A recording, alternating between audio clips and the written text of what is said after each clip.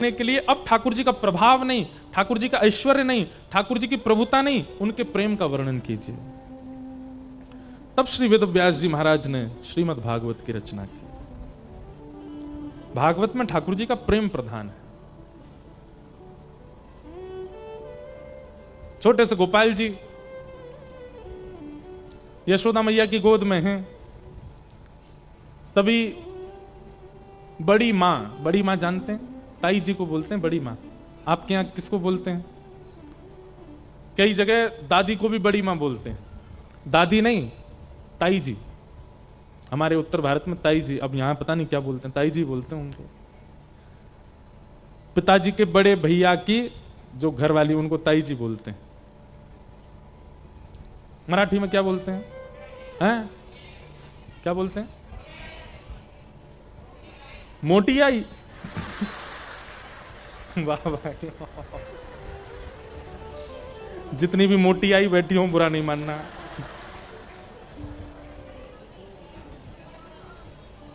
ध ढ द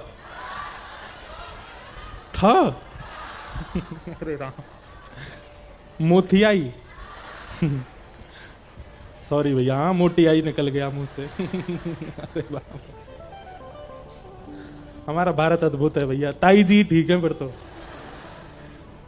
बढ़िया हुआ ये मोतियाई हमारे यहां नहीं है, नहीं तो हम तो मोटी मोटी बोलते हैं। ठाकुर जी की मोटी आई मोती आई, मोती था। अरे कोई ठा बना रहा, कोई दा बना रहा। ठाकुर वाला मोटी आई। वाह भाई, जय भैया। चलो इतना तो सीख गए महाराष्ट्र में। मोटी आई तो ठाकुर जी की मोटी आई। ठाकुर जी यशोदा मैया की गोद में, तो जैसी बड़ी मां आती है तो फिर मां भी उनके चरण स्पर्श करती है। तो यशोदा मैया कहीं लाला को नीचे छोड़ करके यशोदा मैया कहीं, अरे जय हो बहन, बहुत दिना में आई हो, चरण चरण स्पर्श करने लगी। ठाकुर जी देख रहे थे दूर खड़े होकर। बच्चे ऐसे देखते हैं, किसी के पैर वैर छुओ तो बच्चे देखते हैं क्या कर रहे हैं, पैर क्यों छू रहे हैं। ठाकुर जी देख रहे हैं। यशोदा मैया तो बोले, मैया जे कौन है, तैने इनके पाम काई को छुए? मैया बोले, ए लाला, तेरी ताई जी हैं, बड़ी मैया है, प्रणाम कर। ठाकुर जी ने प्रणाम नहीं किया, मैया से लिपट गए। मैया बोली, ए लाला प्रणाम ना करे, तेरी बड़ी मैया आई है, चल प्रणाम कर। ठाकुर जी ने प्रणाम नहीं किया। मैया ने गोद में उठा लिया। लाला तू कैसी बात करे, जैसे कई बच्चों को प्रणाम करना आता है और वो अगर मौके पड़ने पर प्रणाम नहीं करते तो माता पिता उनको देख तेरे को टॉफी दिलाएंगे, तेरे को ऐसे करेंगे, प्रणाम कर चल। तो यशोदा मैया के लाला तो पे प्रणाम करो, आवे ना, तू काय को ना कर रहो। ठाकुर जी कंधे पे सिर रख के लेट गए मैया के, चढ़ गए गोदी में। बोले, मुझे कहां मिलेगो, प्रणाम करवे थे। यशोदा मैया बोली, लाला तू तो बड़ो स्वार्थी है गो, हैं बिना कछु मिले प्रणाम ना करेगो ना। मैया मुझको बता, मुझको कहां मिलेगो। बोले, बड़ी मैया आई है तो को मक्खन खवावेगी। ठाकुर जी बोले, मैं कोई गरीब हूं, मेरे घर में मक्खन ना है, मैं तो खुद खा लूंगा। ऐसा कछु दिलाओ जो मेरे घर में नहीं हो। मैया बोली, लाला सब तो है, तो पे दूध है, घी है, दही है, मक्खन है, धन है, जवाहरात हैं, सुंदर सुंदर रत्न है, मणि है, सब तो है तो पे। ठाकुर जी बोले, मैया एक चीज भूल रही है तू। बोले, कहा? बहू ना है हमारे घर में। छोटे से 2.5 वर्ष के लाला मैया से कह रहे, मैया ताई ते यों के, बड़ी मैया ते यों के, मैं प्रणाम करूं तो आशीर्वाद दे कि मेरो ब्याह जाए तो मैं प्रणाम करूंगा। अब ये लीला और कहीं नहीं है, ऐसी बाल लीलाएं तो भागवत में है ठाकुर जी के। यही बात नारद जी कह रहे हैं वेद व्यास जी से कि जहां भगवान का ऐश्वर्य प्रकट होता हो वो लीलाएं तो आपने लिखी हैं, जहां उनका भगवत तत्व प्रकट होता हो वो तो आपने कहा है, पर जहां उनका प्रेम प्रकट होता हो ऐसा ग्रंथ लिखो। भगवान की बाल लीला कहां है? भागवत में ही तो है, और कहीं नहीं है। तो श्रीमद् भागवत प्रेम प्रधान ग्रंथ है। यहां प्रेम की प्रधानता बताई जा रही है। ठाकुर जी ने यशोदा मैया के गोद पे उतर के बड़ी मैया को जाकर के जैसे प्रणाम करी, छोटे छोटे हाथ ठाकुर जी के, छोटे छोटे से हाथ, छोटे बच्चों के हाथ बड़े कोमल होते हैं, छोटे छोटे से हाथों से जाके बड़े बड़े पांव ठाकुर जी ने ऐसे ऐसे पकड़े, दबाए। और छोटा छोटा बालक जब ऐसे पैर पकड़ता है तो कितना अच्छा लगता है। बड़ी मैया को तो इतना प्रेम आया लाला पे, अरे मेरो लाला, गोद में उठा के हृदय से लगा लियो, मेरे लाला के तो खूब सारे ब्याह है जाएं। ठाकुर जी तो इतने खुश है गए, मेरी तो इच्छा एक ही बहू की, पर बड़ी मैया तो बहुत अच्छी है, तो बहुत सारे ब्याह करा रही है। ठाकुर जी तो ऐसी गोद में चढ़ गए मैया के। अब यशोदा मैया के लाला चला जा, बड़ी मैया बहुत दूर से आई है, ना आराम करे ना, मैं तो मैया के पास ही रहूंगा, मैं तो इन्हीं के पास ही सोऊंगा। 3 दिन तक ठाकुर जी भोजन भी बड़ी मैया के संग ही करते हैं, सोते भी उन्हीं के पास हैं, रहते भी उन्हीं के पास हैं। नंद बाबा बोले यशोदा जी काहे को लाला है, ये हमारे पास ना आवे, पूरे दिन आप बड़ी बहन जी के गोद में ही बैठो रे। बोले ऐसो स्वार्थी बालक है हमारो, या को पतो चल गई है कि ऐसो आशीर्वाद देके जाएंगे कि जाते ब्याह है जाए, हमारे उनकी गोद ही ना छोड़ रहा है। ये प्रेम स्वरूप ठाकुर जी का, ये जहां प्रकट होता है वो भागवत है। वही नारद जी ने कहा कि आप प्रेम प्रकट करो, इसलिए भागवत जी आज तक सबको संतुष्ट कर रही हैं। मैं एक बात कहा करता हूं, यदि भागवत जी का निर्माण नहीं हुआ होता ना, तो शायद हमें तुकाराम जी नहीं मिलते। भागवत जी का निर्माण नहीं होता तो कभी नामदेव जी, जनाबाई जैसे भक्त नहीं मिलते, मीराबाई नहीं मिलती, सूरदास नहीं मिलते, क्योंकि इन सब भक्तों के चित्त में प्रेम प्रधान है। और प्रेम का संचार कृष्ण के प्रति केवल भागवत से होता है और कहीं से नहीं हो सकता। भागवत जी हैं तो प्रेमी भक्त मिल गए हैं, भागवत जी नहीं होती तो प्रेमी भक्त नहीं मिलते। वेद व्यास जी महाराज ने भागवत की रचना की और श्रीमद् भागवत की रचना करके अपने पुत्र श्री सुखदेव जी को प्रदान की, और सुखदेव जी ने यही भागवत की कथा परीक्षित को सुनाई। प्रश्न पूछा गया ये परीक्षित कौन है, तो यहां से महाभारत का प्रसंग सुनाया गया। महाभारत का युद्ध अपने अंतिम पड़ाव पर हुआ। मैं सूक्ष्म में थोड़ी कथा कह दूं महाभारत की। महाभारत का युद्ध विश्राम हो गया था, पांडव जीत गए, कौरव हार गए। दुर्योधन मरणासन अवस्था में पड़ा था और उसी समय गुरुपुत्र अश्वत्थामा वहां आए। दुर्योधन ने अश्वत्थामा से कहा अगर हम हस्तिनापुर की गद्दी पर नहीं बैठे हैं तो ये पांडव भी नहीं बैठने चाहिए, कैसे भी करके इन पांडवों का विनाश करो। और रात्रि सोते हुए पांडवों को मारने के लिए अश्वत्थामा गया, पर पांडव तो नहीं मार पाया। ठाकुर जी लेकर के पांडवों को कहीं और चले गए, द्रौपदी के 5 पुत्र मार दिए। अश्वत्थामा ने ऐसा क्यों किया? जब युद्ध समाप्त हो चुका था, कौरव हार चुके थे, पांडव जीत चुके थे, तब भी ऐसा क्यों? बंधुओं, ये राक्षस बुद्धि है। किसी की विजय हो जाने के बाद फिर उसकी मृत्यु के लिए विचार करना। अब जीत तो गया ही, ऐसा कुछ हो कि ये मर जाए, ऐसी भावना यदि चित्त में आ रही है तो आप ही राक्षस हो, आपके चित्त में ही राक्षस है। किसी की विजय आपको इतनी ज्यादा खलने लगती है कि आप ये तक चिंतन करने लगते हो कि हे परमात्मा इसकी मृत्यु हो जाए, कुछ हो जाए, इसको मैं देख नहीं पा रहा हूं। ईर्ष्या की चरम स्थिति जब आती है तब ऐसी भावना प्रकट होने लगती है चित्त में।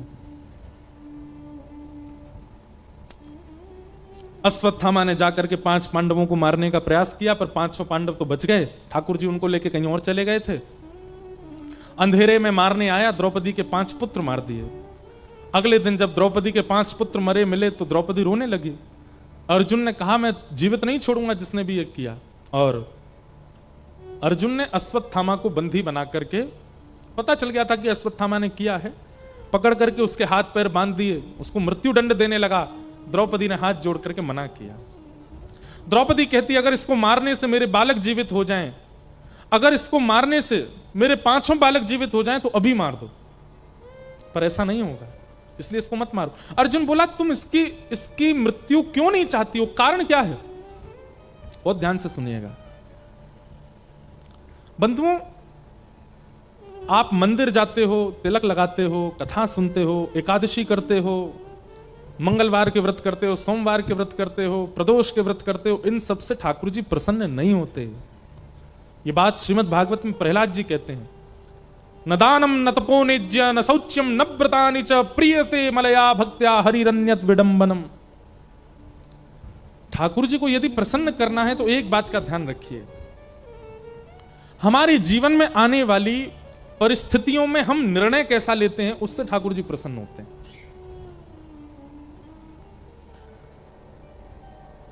परिस्थिति आई है।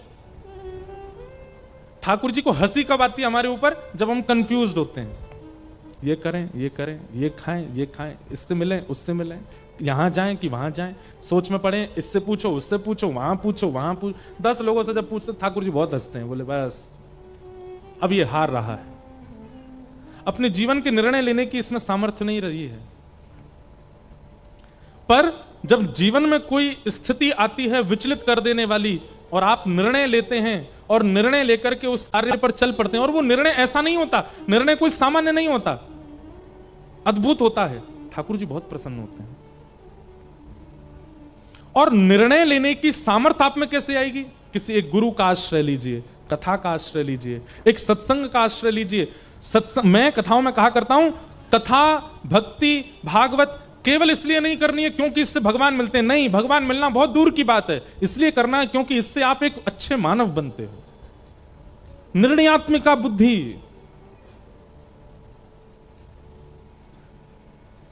कुछ गलत मत समझिएगा मेरी बात को, पर कथा में हमसे तिगुनी उम्र के लोग आते हैं, कई बार युवा भी आते हैं, छोटे भी आते हैं, पर 2-2 गुनी अवस्था के लोग भी आते हैं, और उनके प्रश्नों का समाधान उनसे 2 गुना छोटा बालक बैठ के मंच से करता है। कैसे? आपने हमसे ज्यादा जीवन देख लिया, आप हमसे 50 साल बड़े हैं, आप हमसे ज्यादा दुनिया देख चुके हैं, फिर हमारा उत्तर आपका निर्णय कैसे बन गया? केवल कथा, सत्संग। सत्संग जब जीवन में आता है तो 20 वर्ष का बालक, 18 वर्ष का बालक, 22 वर्ष का बालक, 15 वर्ष का बालक, 5 वर्ष का ध्रुव प्रहलाद भी ऐसा निर्णय लेता है कि पूरी दुनिया को प्रेरणा मिलती है। सत्संग आप लोग आज YouTube पर सुनते हैं कथा, Facebook पर सुनते हैं कथा, सोशल मीडिया पर सुनते हैं। क्यों सुनते हैं? कई बार पता है क्यों सुनी जाती है? क्योंकि इतनी भाग दौड़ में उसको सुनने से थोड़ी शांति मिल जाती है हमको। 1 मिनट की कथा, 2 मिनट की रील देख ली, शांति मिल गई हृदय को। पर वो शांति कांस्टेंट रहनी चाहिए चित्त में, 1-2 क्षण की शांति नहीं होनी चाहिए। मतलब पानी पीने के बाद में प्यास बुझनी चाहिए एक लंबे समय के लिए, लेकिन पानी पीते जा रहे हैं, प्यास बुझ ही नहीं रही है, पीते जा रहे हैं तो आप परेशान हो जाओगे। अभी स्थिति हमारी ऐसी है कि हम बार बार पानी पी रहे हैं और प्यास बुझ नहीं रही है। बस जितनी देर पानी लेते हैं उतनी देर आराम मिलता है, पानी का सिप हटते ही हमें फिर प्यास लगने लगती है।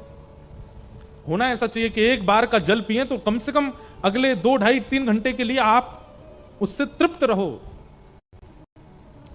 सत्संग सुधा ऐसा होना चाहिए, कथा ऐसी होनी चाहिए। भुसावल में अभी कथा हुई है, ये सप्ताह कथा कम से कम अगले 7 वर्षों के लिए आपके लिए एक मतलब निर्णयात्मक का एक ऊर्जावान एक स्थिति लेकर के आपके चित्त में आवे, तब तो कथा सुनना आपका सार्थक है।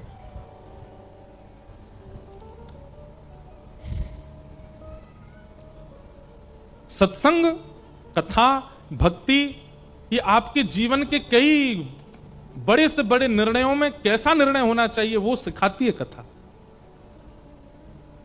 असमंजस दूर करती है, कंफ्यूजन दूर करती है। तो आप अपनी परिस्थितियों में निर्णय कैसा लेते हो वो ठाकुर जी देखते हैं। जैसे स्कूल का टीचर, वो आपको क्वेश्चन दे देगा और क्वेश्चन देख करके उसको कोई मजा नहीं आता कि आप परेशान हो जाओ, आप दुखी हो जाओ, आप विचलित हो जाओ। वो देखना चाहता है कि मैंने इसको पढ़ाया, अब ये कितना जानता है, उसको पूरा करे। ठीक वैसे ही ठाकुर जी करते हैं, हर दिन हमको एक परिस्थिति दे देते हैं और परिस्थिति दे करके फिर हमसे देखते हैं कि ये निर्णय कैसा लेगा। और जब हम निर्णय में नाकाम होते हैं, निरर्थक हो जाते हैं, परेशान हो जाते हैं, तो ठाकुर जी को हंसी भी आती है और क्षोभ भी होता है। इसने कथा सुनी है, ये संतों की वाणी सुनता है, फिर भी विचलित हो रहा है। इसलिए निर्णय बहुत सोच समझ के लिया कीजिए अपने जीवन के, और हो सके तो सत्संग नित्य करके उन सत्संगों को अपने जीवन के निर्णयों में सार्थक करने का प्रयास किया कीजिए, जैसे द्रौपदी कर रही है। द्रौपदी के 5 बालक मरे हैं, बहुत गंभीर परिस्थिति है, लेकिन द्रौपदी निर्णय कैसा ले रही है? हत्यारे को छोड़ दो, इसको मारो मत। ठाकुर जी सचेत हो गए, ये कैसा निर्णय है? अपने बालकों के हत्यारे को जीवन दान दे रही है।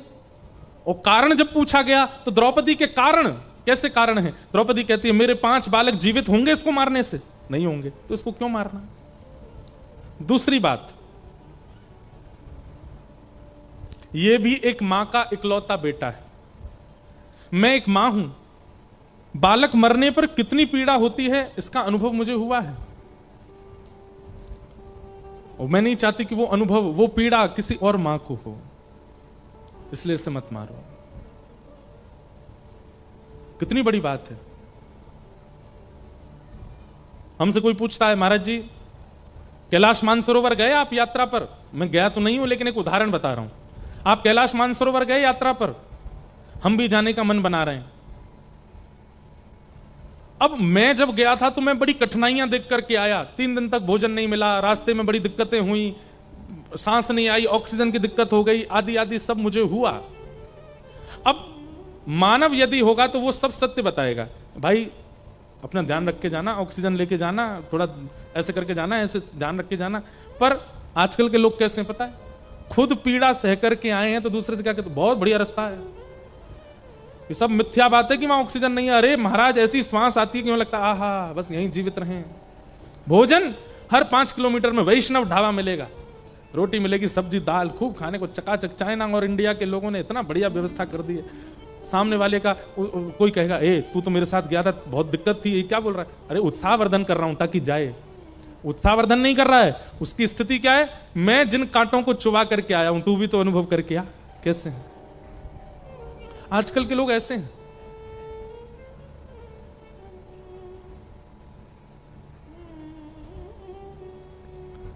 जो आप अपने जीवन में स्वयं अनुभव कर चुके हैं, अगर उस पथ पर कोई और जाता हुआ दिखे तो आपका कर्तव्य है उसको सतर्क कीजिए। भाई करना ना करना तुम्हारी इच्छा है, पर मैं तुमको सावधान करूं। ये दुविधाएं मैंने देखी थी, तुम्हें भी मिल सकती। द्रौपदी क्या कहती है, मेरे 5 बालक मर गए, मुझे उस बात की पीड़ा है, पर मुझे यह भी पीड़ा है कि बालक मरने पर मां को कष्ट कितना होता है। वो कष्ट में किसी और मां को नहीं देखना चाहती, इसलिए इसको मत मारो। ठाकुर जी दूर खड़े थे, ताली बजाने लगे, नेत्रों से आंसू गिरने लगे ठाकुर जी के। वाह द्रौपदी, कहीं मेरी जैसी पीड़ा दूसरी मां को ना हो, इसलिए इसको मत मारो। भगवान प्रसन्न हो गए। इसलिए द्रौपदी ठाकुर जी को बहुत प्रिय है। द्रौपदी से ठाकुर जी का बहुत स्नेह है। भगवान अपने आप को कृष्ण कहते हैं, और द्रौपदी को कभी द्रौपदी कह करके नहीं बुलाते भगवान। ठाकुर जी जब जब द्रौपदी को बुलाते हैं तो ये कहते हैं, कृष्णा इधर आओ, कृष्णा यहां बैठो। अपने नाम से ही बुलाते हैं, बस अपने नाम में आ की मात्रा आकार लगा करके द्रौपदी को बुलाते हैं। भगवान ने अपना नाम दिया है द्रौपदी को, केवल किससे? द्रौपदी की निर्णयात्मिक बुद्धि से। इसलिए निर्णय कैसा होना चाहिए जीवन का, इस सत्संग से सीखिए। इसमें एक बात और है, हम बचे रहें, हमारे बचे रहें, बाकी जाएं कहीं भी, ये बुद्धि भी वैष्णव नहीं रखता। ये बुद्धि भी वैष्णव की नहीं होती। वैष्णव तो खुद को झोंक देगा, बाकी सब बचे, तो ऐसी बुद्धि वाला होता है। पर आजकल हम लोग नाम तो करते हैं, कथा तो सुनते हैं, पर जब स्थिति आती है तो इस प्रकार की भावना किसी के चित्त में नहीं है। इसलिए ठाकुर जी मिलते ही नहीं है, अचल ही रहते हैं ठाकुर जी। द्रौपदी पर कृपा हुई। उत्तरा के गर्भस्थ बालक को भगवान ने अपने सुदर्शन, अपने चक्रा नाम की गदा घुमा करके बचाया। वही बालक जन्म लिया तो उसका नाम परीक्षित हुआ। आगे भीष्म पितामह ने भगवान की स्तुति गाई, कुंती ने भगवान की स्तुति गाई, भीष्म पितामह ने भगवान की स्तुति गाई। सब विषयों को हम सूक्ष्म में प्रणाम करते हैं। तत्पश्चात उस बालक ने जन्म लिया जिसकी भगवान ने गर्भ में जाके रक्षा की थी, और बालक का नाम हुआ परीक्षित। परीक्षित बालक थोड़े बड़े हुए ही थे कि अर्जुन ने आकर के खबर सुना दी कि भगवान श्री कृष्ण अपनी लीला पूरी करके स्वधाम चले गए। द्वारिकाधीश कृष्ण अपनी लीला पूरी करके स्वधाम चले गए। यह खबर सुनते ही पांडव विचलित हो गए और बोले, जिनकी कृपा से हम लोग राज्य गद्दी पर बैठे हैं, जिनकी कृपा से हस्तिनापुर पर राज्य कर रहे हैं, वही जब अपनी लीला पूरी करके चले गए तो हम कैसे रहें। प्रसंग तो बहुत सुंदर है। अर्जुन युधिष्ठिर जी को आकर के बताता है कि हम पर कृपा करने वाले श्री कृष्ण हमें छोड़ के चले गए। कैसी कैसी कृपा करने वाले? बोले एक बार दुर्वासा ऋषि का श्राप लगते लगते बचे थे पांडव। दुर्योधन इतना चतुर था, एक बार दुर्योधन के यहां पर दुर्वासा ऋषि प्रसाद पाने आए। बहुत ध्यान से सुनना। अब दुर्योधन तो हस्तिनापुर की गद्दी पर बैठता था, धृतराष्ट्र का बेटा है।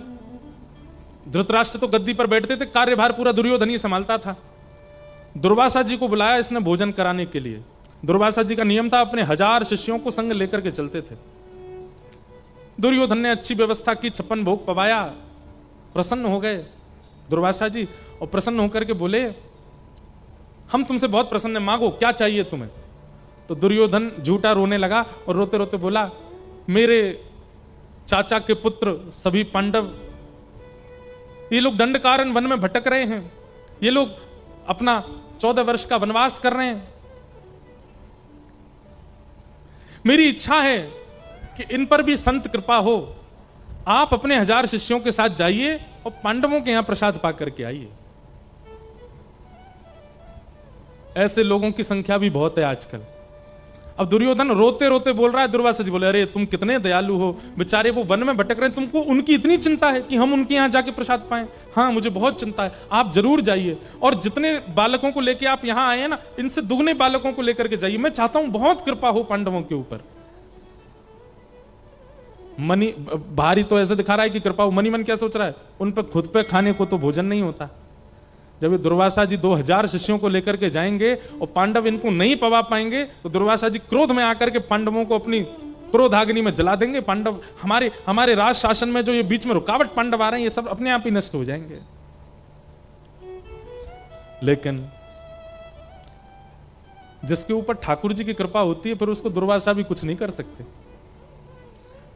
एक दिन पांडव सब भोजन पा रहे थे और भोजन पा करके अपना पूरा प्रसाद ग्रहण करके, कौन गिर गो भैया हैं? अच्छा भय बना रहता थोड़ा सा तो क्या बता रहा था मैं? पांडव, हाँ हाँ।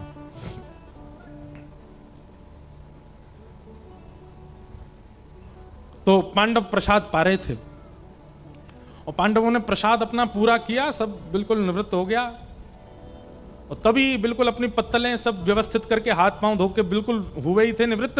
इतने में ही दुर्वासा जी आए अपने 1000 शिष्यों के साथ और दुर्वासा जी को आते देख पहले ही घबरा गए। दुर्वासा जी बड़े क्रोधी महात्मा थे। पांडव बोले ये कहां से आ गए? तुरंत प्रणाम किया, जय हो दुर्वासा जी के चरणों में प्रणाम। दुर्वासा जी बोले हम लोग अभी बहुत दूर से चल के आए हैं, प्रसाद पाएंगे, हम सबकी व्यवस्था कर लो। 2000 के करीब मूर्तियां हैं, सबकी प्रसादी की व्यवस्था करो। हम लोग संध्या कर रहे हैं नीचे, संध्या करके आएंगे, तब तक प्रसाद तैयार करना। संध्या करने में कितनी देर लगती है? आधा घंटा, बस 15-20 मिनट। अब तो पांडव घबरा गए, बोले कहां से लावे इतना अन्न, कहां से करें इतनी व्यवस्था, कैसे होगी ये सब व्यवस्था? दुर्वासा जी चले गए नीचे नदी पर जाकर के आचमन आदि करके, सब बालक बैठ करके संध्या कर रहे थे।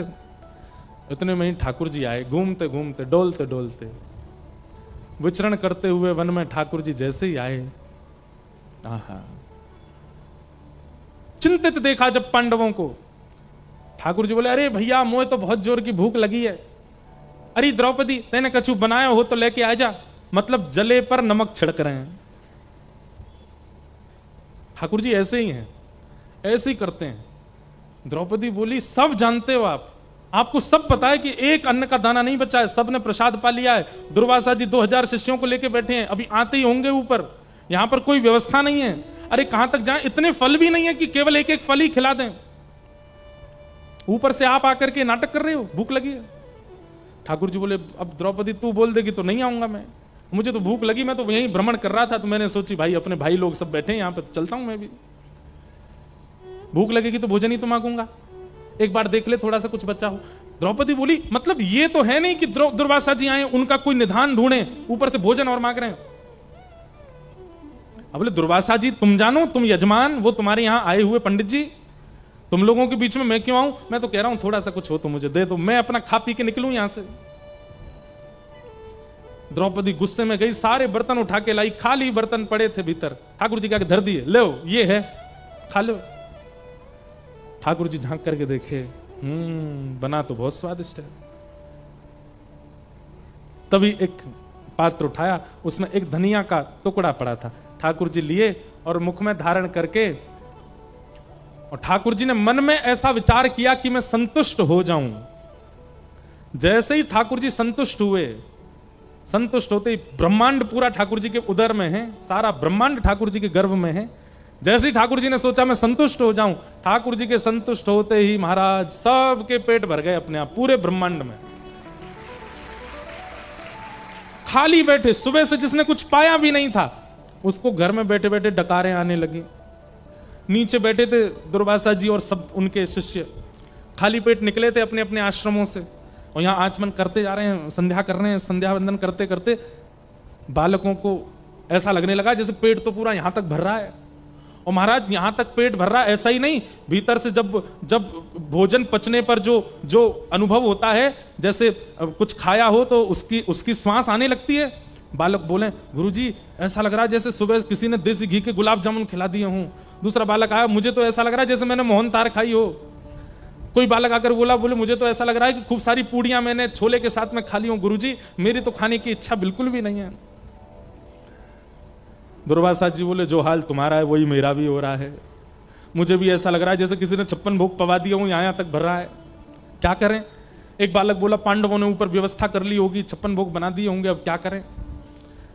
दुर्वासा जी बोले देखो, भूख ना हो और भोजन कराने बैठा दिया जाए तो वमन हो जाता है, और ये पांडव मानेंगे नहीं, कम से कम 5-5 6-6 पूड़ियां तो खवा के भेजेंगे, और स्थिति हम लोगों की बिल्कुल भी नहीं है अभी भोजन पाने की। एक काम करो, एक बार को अन्न का अनादर होगा चलेगा, लेकिन प्राण चले जाएं वो तो नहीं चलेगा, यहीं से ही भग लो नीचे से। और सबको लेकर के श्री दुर्वासा जी नीचे से ही चले गए, ऊपर आए ही नहीं। पांडव यहां प्रतीक्षा कर रहे थे। ठाकुर जी बोले अच्छा ठीक है भैया, मैंने तो पेट भर को मैं जा रहा हूं यहां से। द्रौपदी बोली ऐसे नहीं जाओगे, दुर्वासा जी श्राप देंगे, सबको मिलेगा, तुम भी लेके जाओ। ठाकुर जी बोले कहां है दुर्वासा जी? बोले नीचे। बोले दिखाओ कहां है।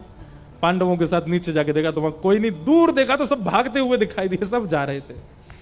आज अर्जुन कहता है उस स्थिति में हमारी रक्षा करने वाले श्री कृष्ण आज हमें छोड़ करके अपने धाम चले गए, जिनकी वजह से इंद्र का आधा सिंहासन खाली रहता है कि कभी भी जाकर के अर्जुन इंद्र के सिंहासन पर बैठ सकता है। किसकी कृपा से? कृष्ण की कृपा से। वो कृष्ण हमें छोड़ के चले गए, अब हम यहां कैसे रहें? पांचों पांडवों ने उसी समय अपने सिर से मुकुट उतार दिया, अपने राजकीय वस्त्रों का त्याग कर दिया, वड़कल वस्त्र धारण कर लिए, वन में जाने को तैयार हो गए। तभी देखा हस्तिनापुर की गद्दी, इंद्रप्रस्थ की गद्दी खाली है, यहां किसको बैठाएं? तब छोटा सा परीक्षित वहां घूम रहा था, उसी को उठा करके वहां गद्दी पर बिठाया, मुकुट पधरा करके तिलक करके राज तिलक कर दिया, और ब्राह्मणों से कहा अभी बालक है, आप सब लोग नेतृत्व करवाइएगा, पूरे भारत का संचार इससे करवाइएगा। और ऐसा कहकर के पांडव वहां से चले गए, स्वर्गारोहण को निकल गए सभी पांडव।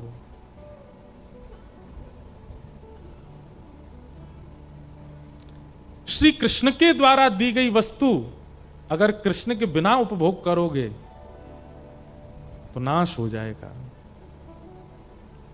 हमारे पास ऐसी कौन सी वस्तु है जो ठाकुर जी की कृपा से नहीं मिली है? वाणी उनकी कृपा से, सुनने की शक्ति उनकी कृपा से, देखने की शक्ति उनकी कृपा से, बुद्धि उनकी कृपा से, हाथ उनकी कृपा से, पैर उनकी कृपा से, इस सर्वांगीण इंद्रियां उन्होंने प्रदान की हैं। अगर इन इंद्रियों से उनका यजन नहीं करोगे तो जिस इंद्रिय से उनका भजन नहीं करोगे वही इंद्रिय पाप की ओर ले जाएगी। इसलिए ये हमारे श्री डोंगरे जी महाराज कहते थे अपने शरीर के प्रत्येक अंग को ठाकुर सेवा में लगाओ। तो किसी ने उनसे प्रश्न किया हमारे शरीर में तो गुप्त अशुद्ध अंग भी हैं, आप कैसे कह सकते हैं कि प्रत्येक अंग को ठाकुर सेवा में लगाओ? डोंगरे जी महाराज कहते हैं जैसे सुबह उठ करके अपना घर साफ करते हो, क्योंकि उस घर में तुम रहते हो, ऐसे ही इस तन में ठाकुर जी रहते हैं। इसी भावना से शौच क्रिया के लिए जाना, स्नान के लिए जाना, मलमूत्र आदि का परित्याग करना, इस भावना से कि मेरे चित्त में ठाकुर जी रहते हैं, मैं पवित्र रहूं, उसी से ही तुम्हारा कल्याण, उसी से गुप्त अंगों से भजन हो जाएगा, उसी से अशुद्ध इंद्रियों से भी भजन हो जाएगा। केवल अपने आप को शुद्ध रखने की भावना रखना कि इसमें ठाकुर जी रहते हैं चित्त में, इसलिए मैं शुद्ध रहूं। प्रत्येक इंद्रिय को ठाकुर जी में लगाओ, प्रत्येक इंद्रिय को ठाकुर जी की सेवा में व्यवस्थित करो।